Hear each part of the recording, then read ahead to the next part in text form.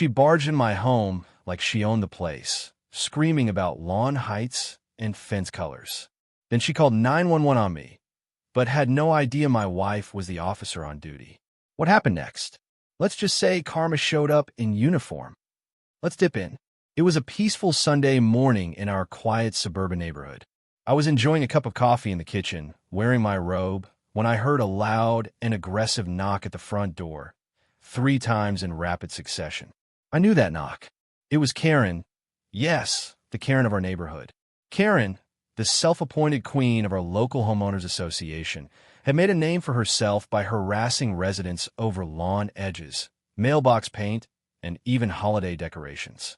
I tried to ignore it, hoping she'd go away, but the knocking grew louder and more furious. When I finally opened the door, she barged past me without even asking. "You're in violation of HOA rules," she shouted, holding up a clipboard like it was a badge.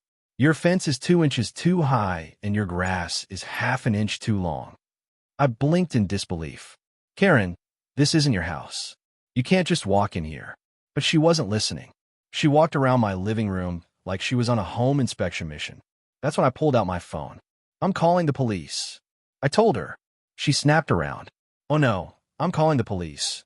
You assaulted me by touching my arm." Mind you, all I did was place a hand in front of her to stop her from walking into my bedroom. Before I could respond, she whipped out her phone and dialed 911 right in front of me. "I need police right away," she cried into the phone. "There's a man threatening me in my neighborhood." Little did she know, the dispatcher who took her call was my wife, Officer Elena Martinez. She works part-time dispatch on weekends and had just returned from a night shift. Elena, hearing Karen's name and address, immediately recognized what was going on. We'd had plenty of stories about Karen's antics before, but this was a new level. Elena calmly dispatched a patrol unit, grabbed her badge, and headed straight over. 15 minutes later, there was a knock at the door again. This time, it was my wife, dressed in full uniform, calm and collected, with another officer beside her for protocol.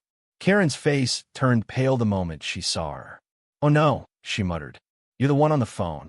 Elena walked in slowly.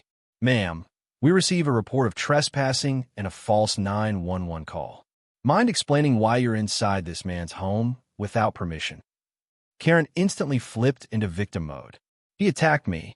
I was trying to enforce HOA rules." My wife kept her voice steady. "Ma'am, this man is in his own house. You walked in without permission and falsely accused him of crime. That's trespassing and filing a false report." Karen looked stunned.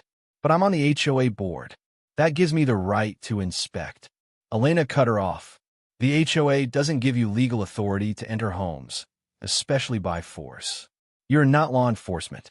And calling 911 to lie is a serious crime." Karen started backing up. "I didn't mean to lie. I thought. But it was too late." Elena calmly walked over, read her the Miranda rights, and placed her in handcuffs right there in my living room. The second officer walked her out as a few neighbors peeked from their windows, shocked to see the mighty HOA, Karen being escorted to a police car. She kept shouting all the way down the driveway, "This is harassment. I'll sue all of you. I know my rights." The irony? Karen had violated nearly every personal and legal boundary there was, and now she was facing the consequences of it. My wife came back inside, looked at me, and said she just earned herself a court date, and probably a restraining order. The fallout was intense.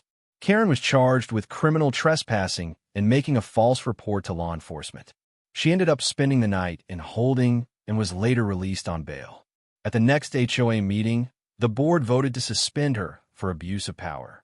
Several residents stepped forward to share their stories of harassment, and a formal complaint was filed with the HOA Oversight Committee. As for me and my wife, we became a bit of a legend in the neighborhood. People started waving when they saw us. Some even dropped off cookies and thank you cards. Karen? She now avoids our house entirely, and rumor has it she's planning to move. I guess being caught red-handed by the very officer you lied to over the phone changes your perspective. So the next time someone thinks they can call 911 just to get their way, remember, you never know who might be on the other end of that call. In Karen's case, it was Karma in a police uniform.